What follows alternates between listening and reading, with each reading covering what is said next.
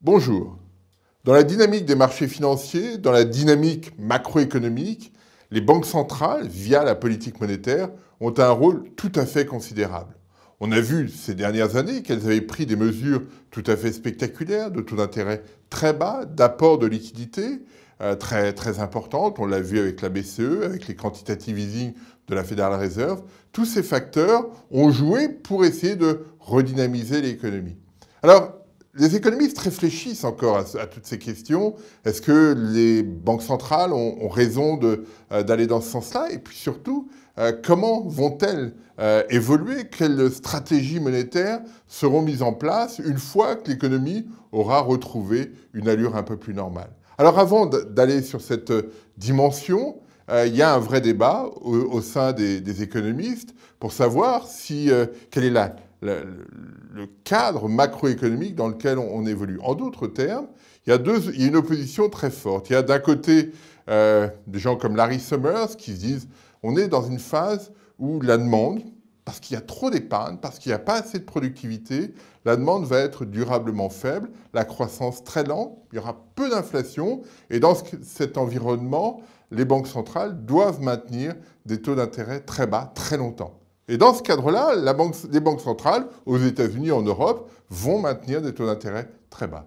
Le cadre opposé, défendu notamment par quelqu'un comme Ken Rogoff, est de dire non, la crise de 2007-2008, c'est une crise du crédit. Il y a eu beaucoup de crédits qui ont été mis en place auparavant.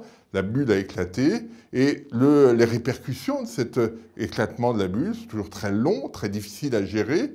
Mais au bout d'un moment, voilà, la situation se rétablit et la croissance redémarre. Et les banques centrales, très rapidement, doivent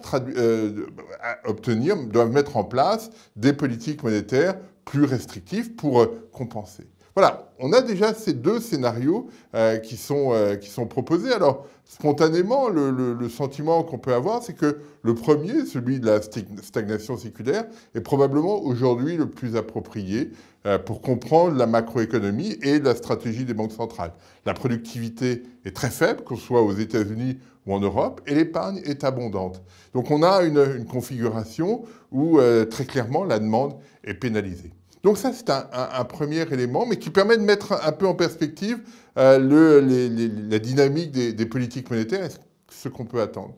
Mais même une fois que les choses seront rétablies, je ne sais pas quand, peu importe, il y a des vraies questions qui sont posées sur la stratégie que mèneront les banques centrales. Une première question, sur laquelle on s'interroge déjà, c'est est-il nécessaire d'avoir un objectif d'inflation? On sait que toutes les banques centrales aujourd'hui ont un objectif à 2% qui semble intangible.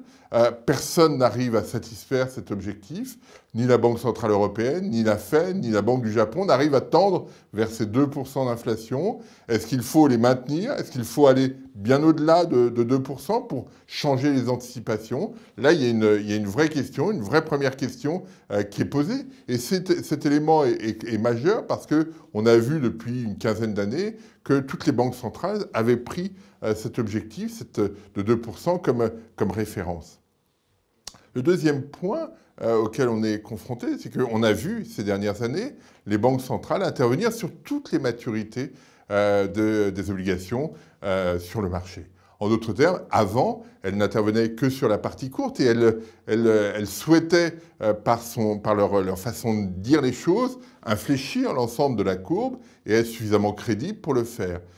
Aujourd'hui, avec les apports de liquidité, avec le quantitative easing, la Banque centrale intervient sur toutes les maturités. Est-ce qu'elle doit continuer à le faire dans ce sens-là ou pas? Là, il y a une vraie question. On pourrait se dire, non, on retombe dans la normale, il faut revenir comme avant, mais c'est pas aussi simple que ça, parce qu'on voit bien qu'il peut y avoir un rôle majeur, surtout si les taux d'intérêt restent relativement bas, parce qu'il n'y a pas de gain de productivité très fort. Puis il y a une troisième question à laquelle on est confronté. On a vu les bilans des banques centrales augmenter de façon spectaculaire. Le bilan de la Federal Reserve a été multiplié par 5 à peu près. Celui de la Banque centrale européenne par un peu plus de 2 en pourcentage du PIB. Au Japon, le bilan a explosé. Donc il y a une vraie question. Est-ce qu'après, on doit revenir vers le niveau antérieur, précédant la crise, ou est-ce qu'on doit maintenir des bilans très, très élevés? Voilà, c'est ce type de questions auxquelles on est confronté. Mais on voit bien que si on peut avoir la réponse de dire non, il faut tout faire pour revenir à la période antérieure, à ce qu'on faisait avant la crise. Mais dans ce cas-là, comment l'économie va s'habituer à ça?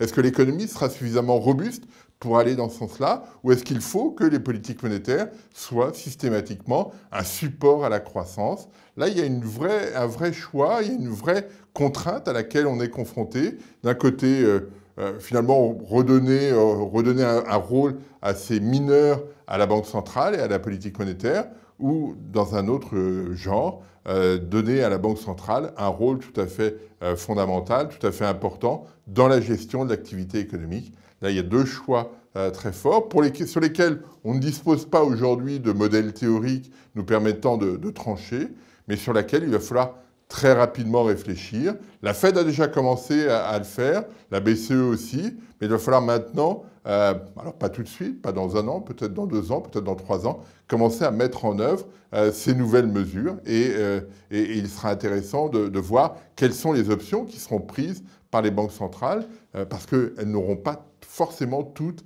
les mêmes objectifs, les mêmes façons de faire. Et là, on a encore pas mal de travail. Je vous remercie.